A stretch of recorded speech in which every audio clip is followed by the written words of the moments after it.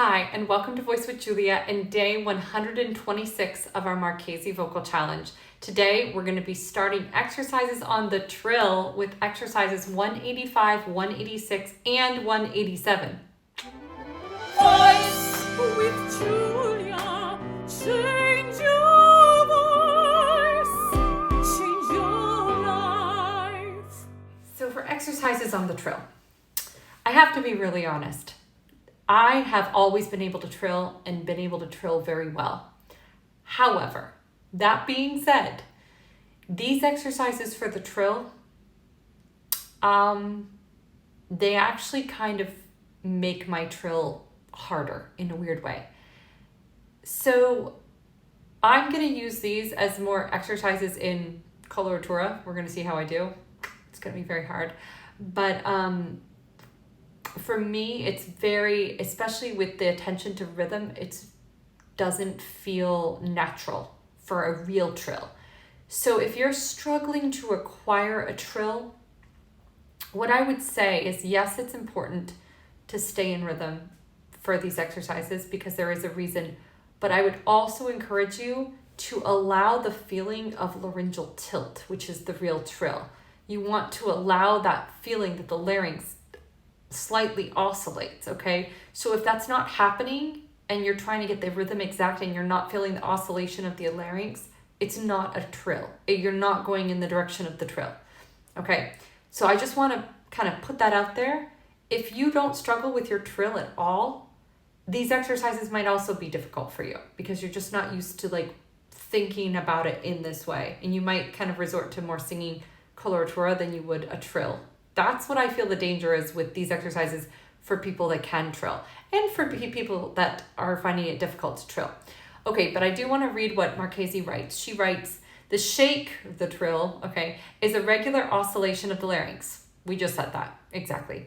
It is a rapid alteration of two notes, a tone or a semitone, a major or minor second apart. You can also trill in thirds, by the way. You can trill on many things.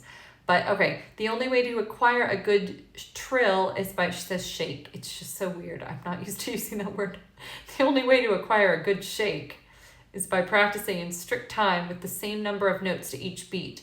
At first, it should be practiced slowly, but as the voice gains suppleness, the speed may be increased in proportion. To avoid fatigue, female voices should commence practicing the shake in the medium register. These exercises, like the others, should be transposed chromatically. Yeah, I'm going to definitely do this up like a fifth or so. I don't agree. I really, unfortunately, don't agree with Marchesi in this, that the way to develop a good trill is by practicing in time. I just don't agree. I think there's many roads to Rome on this one. I think the most important thing on a trill is that the larynx can oscillate very quickly and then immediately return to a normal tone. Because what I hear so many times in singers is you'll hear a trill like this.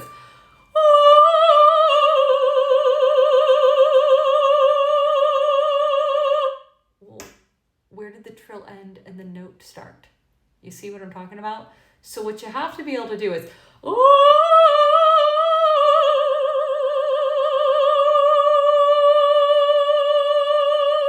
so it has to anchor from that position. Now, I mean, that's usually not what we're doing in music. I don't think most things are written like that. If you do go to a regular note, it's usually up or down, but I think you can hear the difference. So the danger in voices that can trill is that you're not confusing your trill platform, the oscillating larynx, with your regular vibratory pattern. That is really important. That's something we should probably say for a different technical discussion, not in the Marchesi exercises. But here we're going to do exercises 185, 186, and 187, and we're going to do them as best as we can, even though I don't really agree with them. Let's just do them, see what happens. And here is exercise 185. So I'm taking this up. It's written on C. I'm not doing it there. I'm doing it here, okay?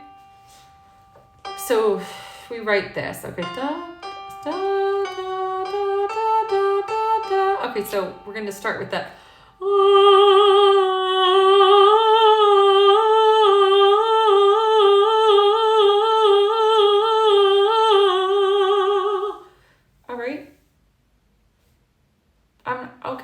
I'm going along with that. Let's try to speed that up a little bit. Let's Let me start a little bit higher.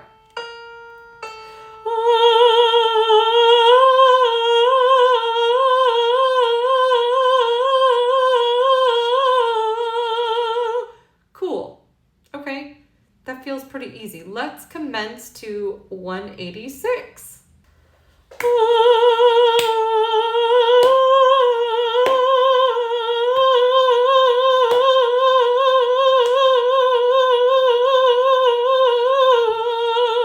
I slowed down a little bit into those notes, into the 30-second notes, but that's okay. That's kind of the idea. All right, we try. Probably should have taken a little slower tempo.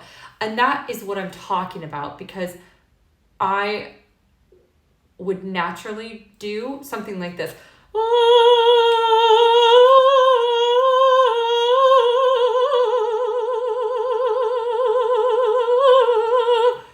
That's kind of what I would do naturally if that was actually a trill, if it was marked trill, right? And to me, the feeling between both of those things are kind of far apart. So if I'm trying to get an exact tempo, I'm gripping. And if I'm trying to just trill, I'm releasing. So those are not in the same modes for me. And the only reason I say that, for some people this works. Okay, great. If this does not work to develop your trill, you're not like defective. This is just one way. If you find freedom in going really fast, then you'll probably develop your trill that way. If you find that when you go fast, you tend to grip, then you probably won't find your trill that way. So just take these exercises with a grain of salt. Okay, and with that, we're gonna move on to 187. Note that this one is in minor, so I'm doing mine in G, okay? So we're gonna start there.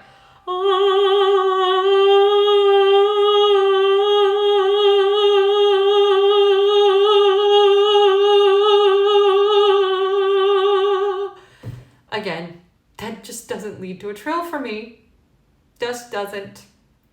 So there you have it. Take it with a grain of salt. We'll see you tomorrow.